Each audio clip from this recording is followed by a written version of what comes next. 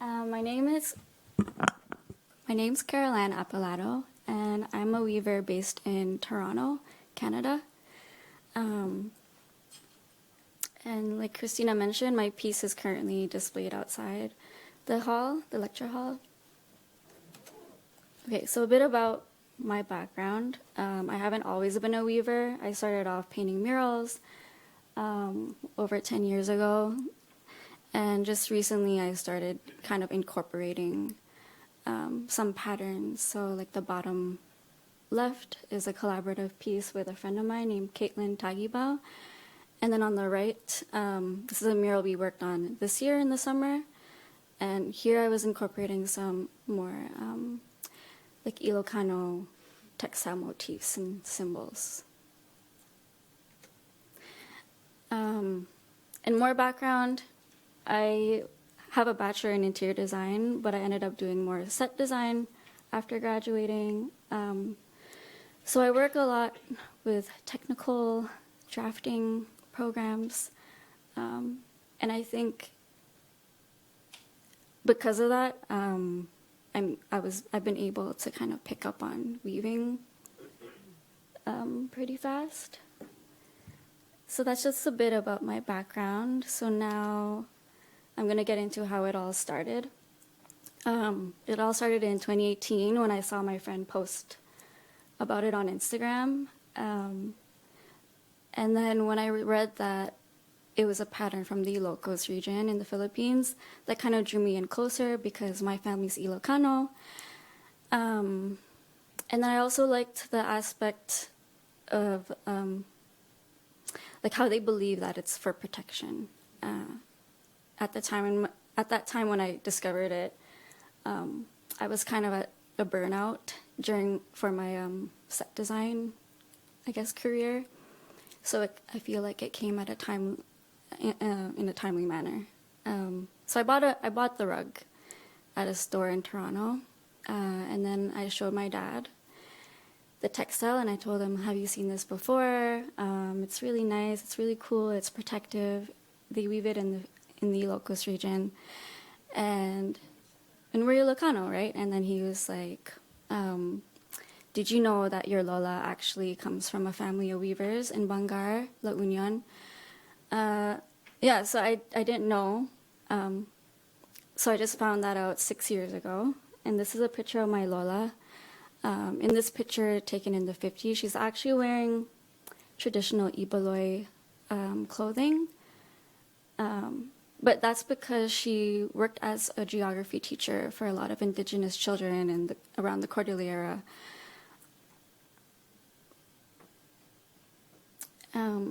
So that was my beginning into kind of reconnecting with my ancestors. And I just wanted to learn. I eventually quit my job in 2019 because I was burnt out and I just needed to focus on myself for a second. And so during that time, I took a couple of workshops at a local shop. Cynthia Alberto from Weaving Hand in Brooklyn, New York, also ended up doing a workshop that I took, and I did a setup workshop. So after that, I was just kind of studying it, but then the pandemic happened, so learning weaving had to kind of come to a halt. So in the meantime, I just kind of studied the pattern. I counted all the threads in the rug that I had. I counted it. I created 3D models because that's how I work. I did a lot of doodling, block making, printing, even bead weaving, because I just wanted to get closer to the weaving process. And then eventually at the end of 2021, I looked up on a marketplace kind of app for a floor loom, and I found one. So I just bought it without really knowing how to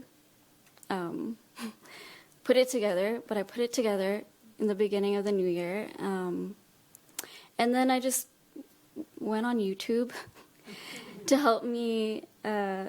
There's just like a YouTube video on how to set up a floor loom, and I just followed that. And as you can see on the right, the top two were my first attempts, and I cried a bunch because my tension was wrong and I didn't know. And anyway, I figured it out, thankfully. So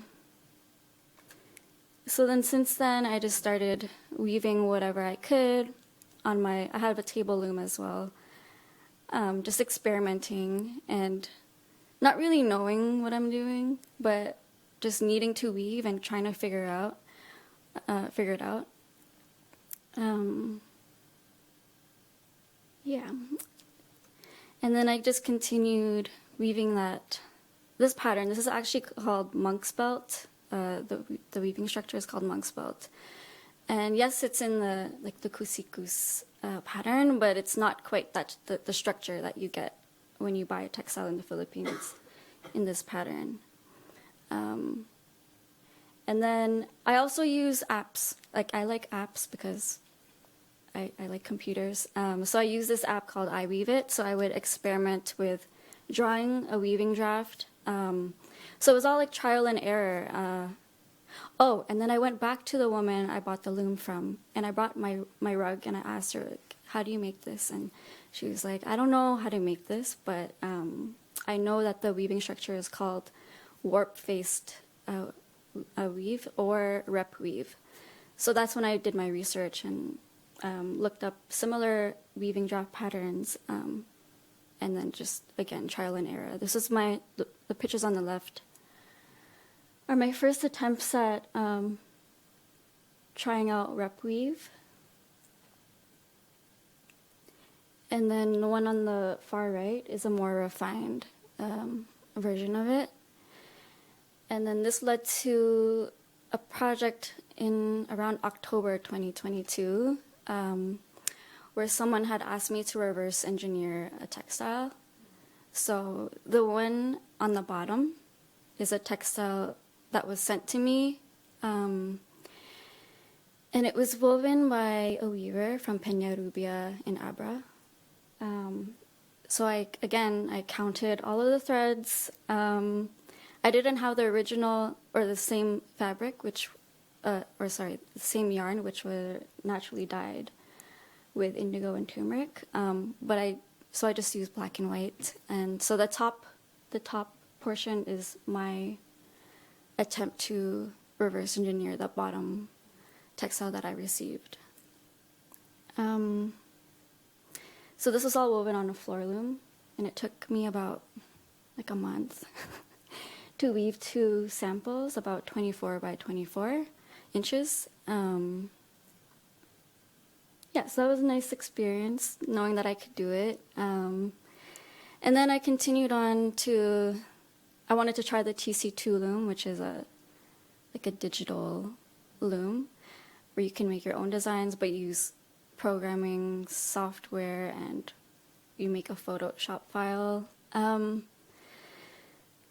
So this was, again, my first attempt, and unfortunately the facility that I wove it at closed that fall, so I had to kind of stop, but I hope to use a loom like that again.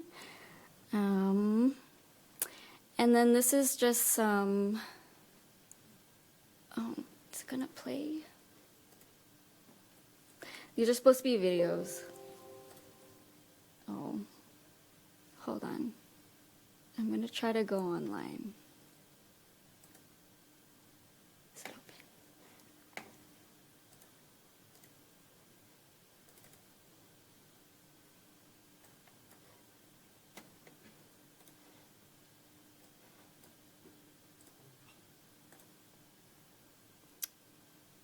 I'm sorry. I have to give myself access. Do we have a minute? Or no, it's okay. Anyway, so this was just process of me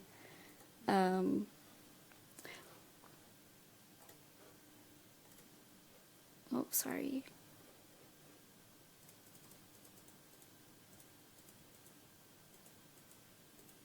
I wanted to show everyone the process of that piece that's outside, but so the first video was of me warping the yarn on a warping mill, and then chaining and slaying the reed, threading. These are all very technical, time-consuming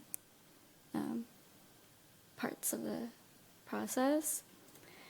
And then there was a video time-lapse of me warping the back beam and then lashing it to the front and tying up the treadles. And then there was a process video of me weaving the actual piece, but it's okay. Sorry about that.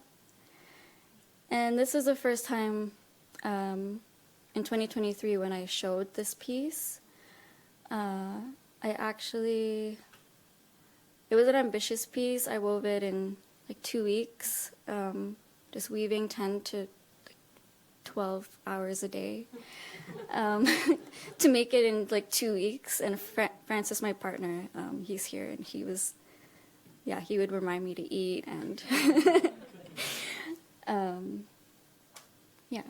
And then this was earlier this year at the University of Toronto. So it was nice to kind of compare or put the piece in different kind of spaces where, it was bright in the other one, but here in U of T, it was much more intimate. And then I also had the sounds of my weaving while I was weaving this project, and that's it. Thank you.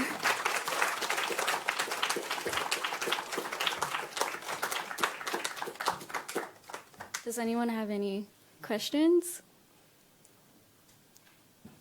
I do have a question. Don't go away. Okay. How does all your work, which is amazing, and I'm so happy to see somebody making contemporary, Thank you. compared to the blankets down here? Can you relate the two together? A similar pattern. Yeah, so it is a similar pattern. Oh, okay.